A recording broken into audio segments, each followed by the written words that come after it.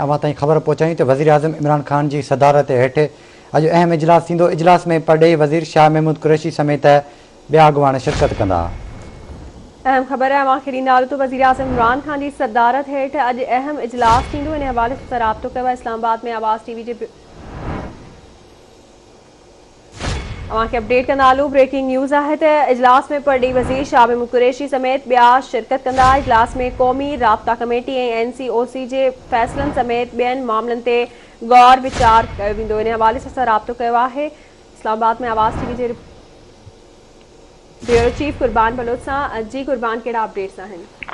जी बिल्कुल, अॼु वज़ीर आज़म इमरान ख़ान सदारत में आला सतही इजलास थींदो जंहिंमें जेको परॾेही मामला आहिनि उन्हनि ते गौर कयो वेंदो। उन सां गॾु जेको क़ौमी जेका कमेटी आहे कोरोना बाबति उन बाबति उनजे फ़ैसिलनि बाबति उन ते गौर कयो वेंदो।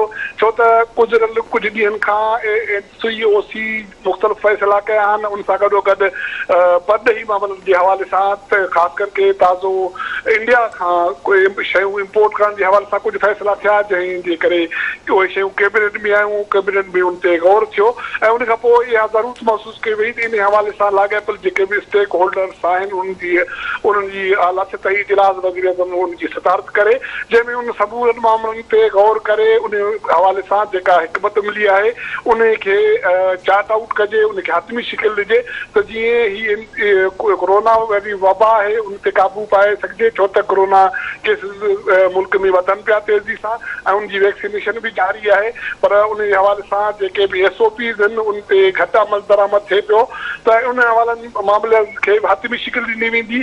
त उन सां गॾोगॾु परॾेही मामलनि जो वफ़ाक़ी वज़ीर शाह महमूद कुरैशी पंहिंजे ताज़ो परॾेही दौरे जे हवाले सां इजलास खे ब्रीफ कंदो ऐं उन सां गॾोगॾु इंडिया जे हवाले सां जेके मामला आहिनि उन्हनि ते पिणु गौर कयो वेंदो। जी ठीकु आहे कुर्बान, वॾी महिरबानी तफ़सील खां आगाह करण लाइ।